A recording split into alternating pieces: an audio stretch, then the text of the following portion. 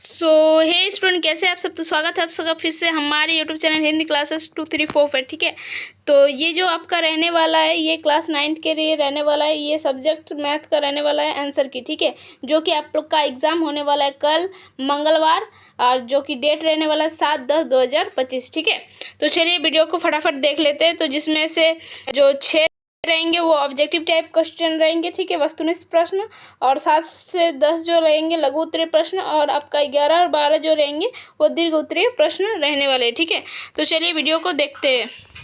तो section A में क्या हुआ है, क्या बोला है, 6 क्वेश्चन रहेंगे और प्रत्येक क्वेश्चन के लिए 1-1 मार्क्स आपको मिलेगा। तो टोटल आप इसमें 6 मार्क्स गेन कर सकते हैं। क्या बोला है, एक दिए हुए बिंदु से होकर कितनी रेखाएं जा सकती। एक कोई बिंदु है, ठीक है, जिस तरह से एक दिए हुए बिंदु से होकर, तो बोल रहा है इससे कितनी रेखाएं जा सकती। तो इससे ना आप अनंत रेखाएं जा सकती है।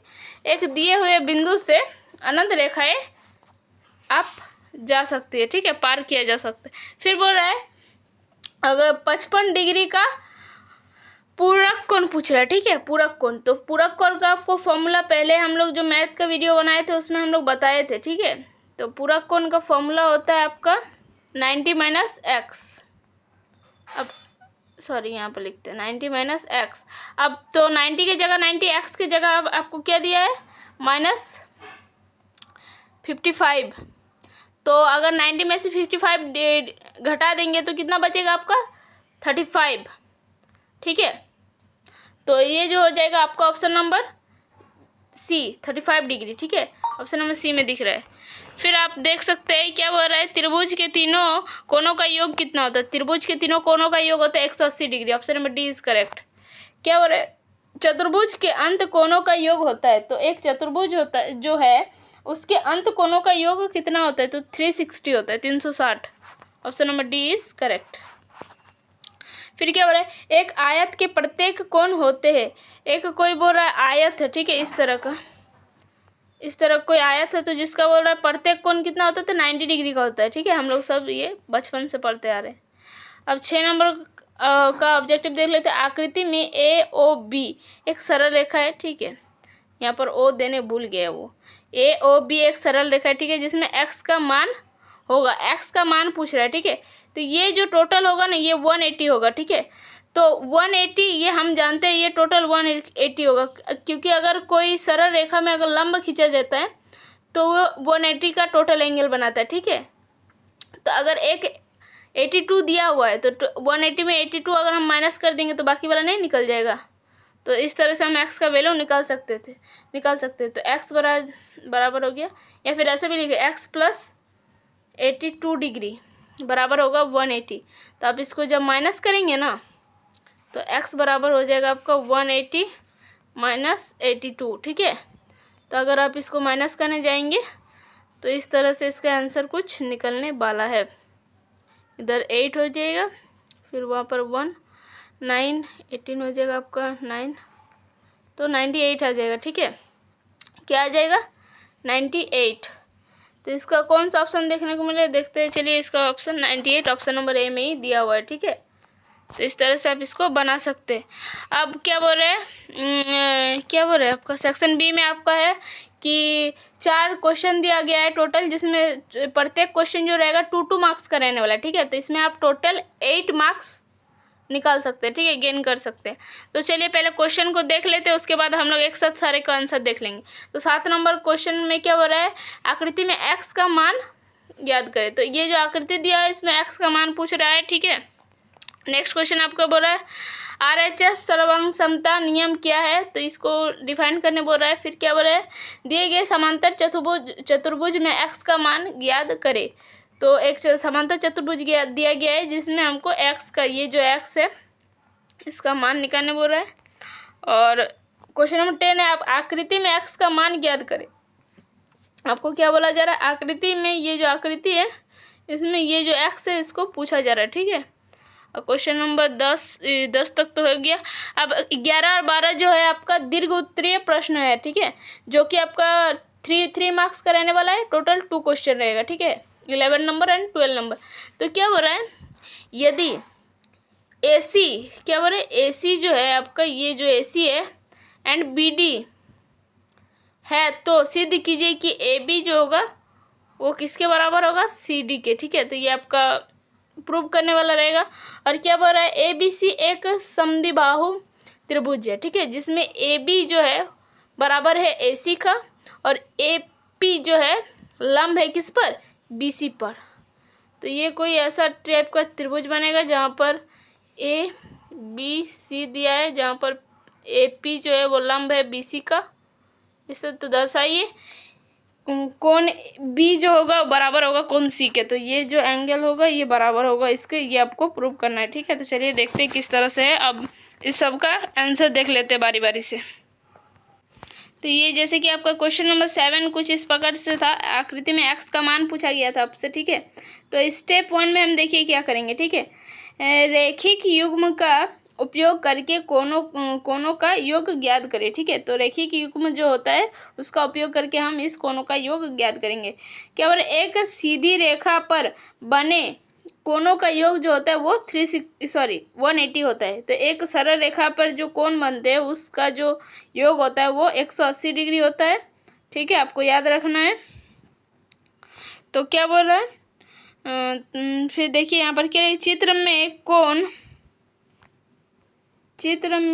कोण AOC COD एंड क्या है DOB एक सीधी रेखा है तो AB पर स्थित है। तो क्या बोल रहे हैं, ये तीनों मिलाकर आपका क्या हो जाएगा 360। AOC plus angle COD plus angle BOD बराबर हो जाएगा 180। इस तरह से आप लिख सकते हैं। फिर इसका स्टेप 2 देखेंगे। तो यहाँ पर मेरा मान दिया हुआ था। ठीक है, तो हमें x का वैल्यू नहीं दिया हुआ था, लेकिन कुछ इस तरह से आप, अगर आपको फिगर याद होगा कुछ इस तरह से था शायद, हाँ कुछ इस तरह से एक x दे दिया था, एक ये 3 दे दिया था। ठीक है, मान उसमें हमको x का वैल्यू पूछ रहा था। तो x के लिए समीकरण बनाने को हल करें। ठीक है, तो इसको हल करेंगे किस तरह से, हम जानते हैं ये तीनों किसके बराबर है, x के, है ना। हम जानते हैं ये तीनों x के बराबर है। तो अब इन सम का बारी बारी से मान बिठाएंगे। तो एंगल AOC का वैल्यू x था, एंगल COD का वैल्यू 2x था, प्लस एंगल BOD का वैल्यू 3x था। तो इसको आप सॉल्व करेंगे इक्वल टू 180। तो यहाँ पर टोटल 6x हो जाएगा, वो किसके इक्वल हो जाएगा आपके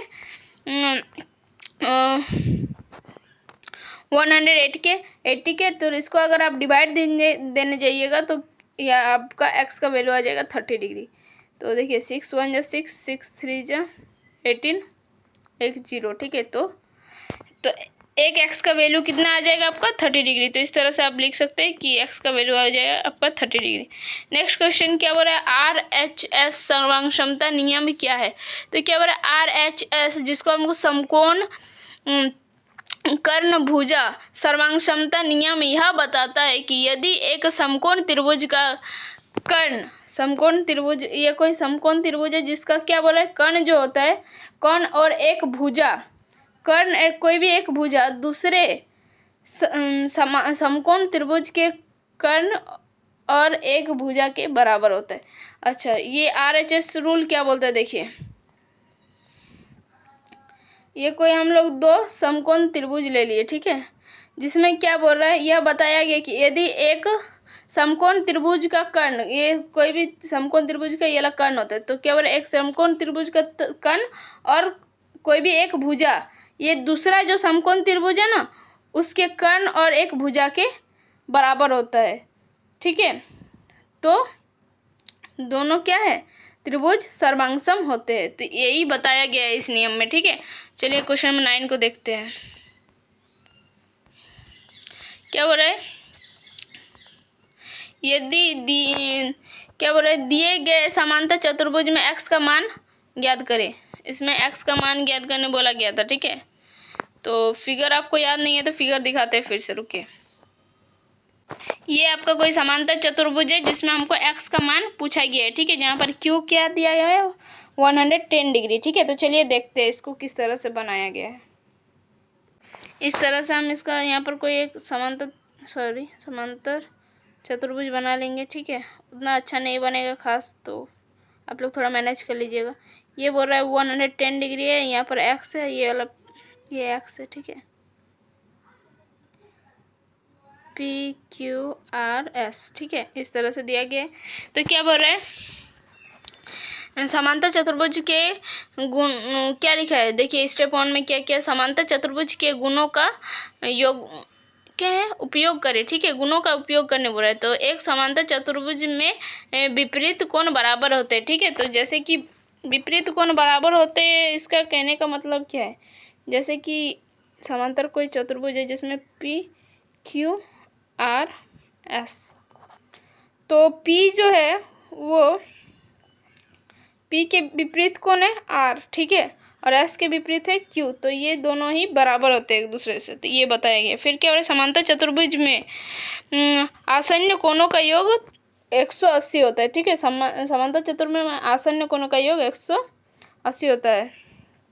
तो P plus S 180, S plus R 180, R plus Q 180, ठीक है। तो आसन्न कोणों का योग 180 करके होता है, और Q प्लस P का भी योग 180 ही होगा। तो अब इस तरह से इसको लिखेंगे। स्टेप 2 में x के लिए समीकरण बनाए और हल करें। क्या बोला, दिए गए चित्र में Q जो दिया गया है, जैसे कि पहले बता चुके 110 डिग्री, और P और S क्या है, आसन्न कोण है, ठीक है। तो इसको किस तरह से लिखेंगे, देखिए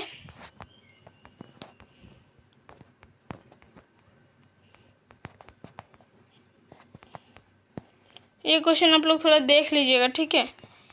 एक्स का मान पूछा गया था, तो ये पूरा टाइप ही नहीं हुआ है क्वेश्चन, ठीक है ना, हम लोग की गलती की वजह से। तो चलिए क्वेश्चन को देख लीजिएगा, खुद से सॉल्व कर लीजिएगा, ठीक है। अब क्वेश्चन नंबर 10 को देख लेते हैं, ठीक है। क्या हो रहा है, आकृति में एक्स का मान ज्ञात करें। एक आकृति दिया गया है जिसमें एक्स का मान ज्ञात करना, क्या बोल रहे हैं, त्रिभुज के कोणों का योग याद करें, ठीक है। क्या होता है, त्रिभुज के कोणों का योग क्या होता है, तो हम जानते हैं एक त्रिभुज में तीनों अंत कोणों का योग जो होता है वो 180 होता है, ठीक है। तो वही लिखे, तो जिसमें ए बी सी जो है इस टाइप का एक फिगर था ना, वही वाला है ये, ए बी सी पी, इस टाइप से, ठीक है। तो तीनों कोणों का योग, अंत कोणों का योग 180 होता है। तो कोण ए प्लस कोण बी प्लस कोण सी इक्वल टू 180, ठीक है, लिख दिए। अब स्टेप 2 में क्या हो रहा है, एक्स के लिए समीकरण बनाए और हल करें। तो एक्स के लिए समीकरण बनाएंगे और हल करेंगे, ठीक है। तो क्या बोल रहा है, देखिए चित्र में दिया गया, आप लोग देख लीजिएगा, ठीक है। क्वेश्चन नंबर 10 को पहले आप देख लीजिएगा, क्योंकि ऐसे में बहुत ज़्यादा लेट हो रहा है, बार बार क्वेश्चन दिखा रहे हैं फिर आंसर दिखा रहे हैं। तो क्या बोल रहा है, देखिए यहाँ पर कोण ए दिया है आपका 40, और कोण बी अगर आपका 50 दिया है, तो आप कोण सी नहीं निकाल सकते क्या, ये फॉर्मूला से, क्योंकि हम जानते हैं अंत कोणों का, त्रिभुज में 3 ही अंत कोण होते हैं, ठीक है। त्रिभुज एक ऐसा ही होता है जनरली, तो इसमें तीनों कोणों का योग 180 होता है। तो जिसमें से ए और बी का मान अगर आपको दे दिया है इसके कोणों का योग, तो आप ये वाला तीसरा एक्स अगर मान लीजिए है, तो ये नहीं निकाल सकते, निकाल सकते हैं ना, तो माइनस कर देंगे। तो 180 में से टोटल 90 माइनस कर देंगे, ये 40 प्लस 50 इज इक्वल टू 90, तो यहाँ पर आ जाएगा आपका 90, ठीक है। तो x का बराबर 90, तो x का मान क्या आ जाएगा आपका 90 आ जाएगा। अब क्वेश्चन नंबर 11 को देख लेते हैं, जो कि दीर्घ उत्तरीय प्रश्न है, 3 मार्क्स का रहने वाला है। इसको सिद्ध करने बोल रहा है, ठीक है। यदि AC बराबर है BD के, ठीक है, तो सिद्ध कीजिए कि AB बराबर है CD के, ठीक है। ये आपको सिद्ध करने बोला गया है। एक बार क्वेश्चन को पढ़ना चाहेंगे, ठीक है, रुकिए देखते हैं। तो क्वेश्चन नंबर 11 का इस टाइप से कुछ फिगर दिया हुआ है, ठीक है। क्वेश्चन में जैसे कि एक कोई सरल रेखा है, ठीक है, जिसमें A B C और D दिया हुआ है। तो फिर क्या बोल रहा है, यदि क्या बोल रहा है, अगर AC ये जो दूरी है वो किसके बराबर है, BD के, इस दूरी के, ठीक है, मतलब ये दूरी और ये दूरी अगर बराबर है, तो सिद्ध करने बोला है कि हमारा जो AB है वो बराबर है CD के। तो चलिए देखते हैं इसको किस तरह से किया गया है। रेखाखंडों के संबंध को समझे। क्या बोल रहे हैं, दिए गए चित्रों में बिंदु B और C रेखाखंड AD पर स्थित है।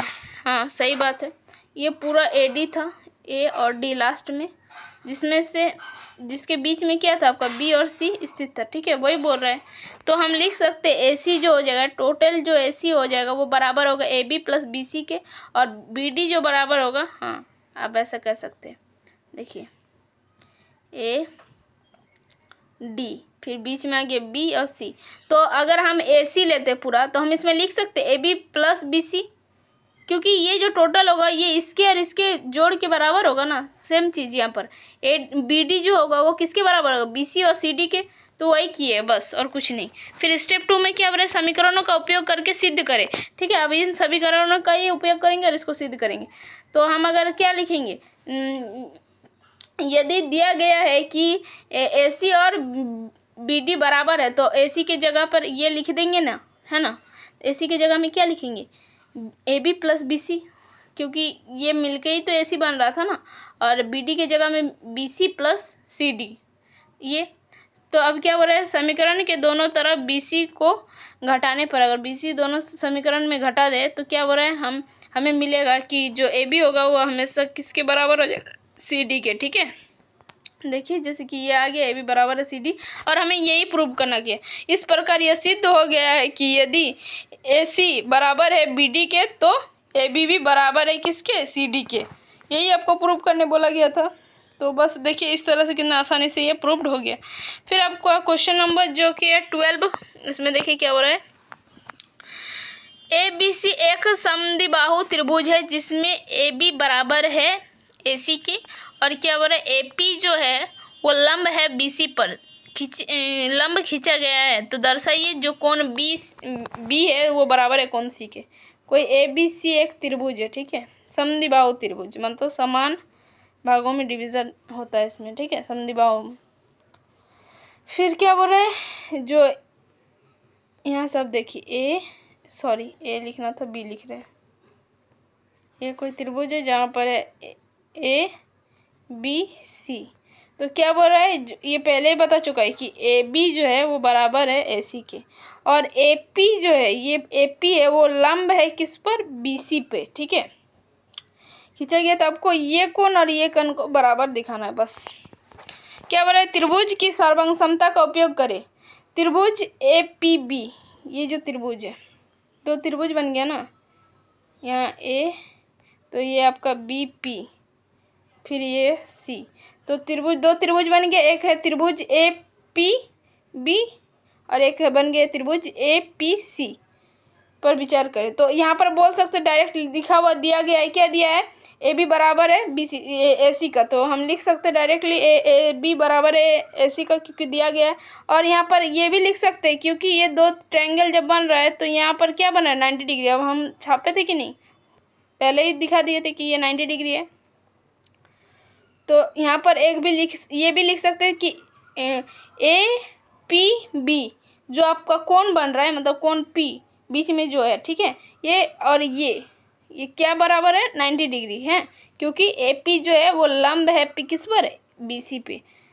तो जब दो प्रूव कर चुके हैं तो एक तीसरा आपको क्या बोल रहा है, और ए पी बराबर है ए पी का, ये एक उभयनिष्ठ भुजा है, ठीक है। हाँ ये भी है कि ए पी जो है ये बीच वाला जो है, ये दोनों त्रिभुज में आ रही है ना, ये त्रिभुज में भी आ रही है और ये त्रिभुज में भी आ रही है। तो ये जो है वो क्या है, उभयनिष्ठ भुजा है, ठीक है, जो दोनों में आता है उसको उभयनिष्ठ भुजा कहते हैं। तो जब तीनों तरह से हम प्रूव कर दिए, ठीक है, तो अब किस में प्रूव किए, देखिए RHS सर्वांग समता नियम के अनुसार जो त्रिभुज ए पी बी वो सर्वांगसम है त्रिभुज ए पी सी के, ठीक है।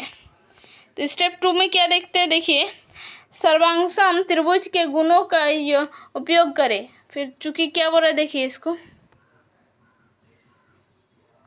चूंकि त्रिभुज जब तीनों हम बराबर कर चुके हैं तो हम ये ऐसा लिख सकते हैं, जब इसको हम सर्वांगसम घोषित कर चुके हैं ना, तो हम लिख सकते हैं कि कोण बी जो है वो बराबर है किसके, कोण सी के, जब इसको हम सर्वांगसम घोषित कर दिए, ठीक है। तो वही लिखा है चूंकि त्रिभुज ए पी बी और ए पी सी सर्वांगसम है इसीलिए उसके संगत भाग बराबर होंगे। तो बस वही कर रहे हैं, CPCT से कर दिए इसको प्रूफ, ठीक है। तो बस 12 क्वेश्चन ही था, बस आज के लिए इतना ही। फिर मिलते हैं नेक्स्ट वीडियो में, तब तक बाय, टेक केयर, जय हिंद, वंदे मातरम।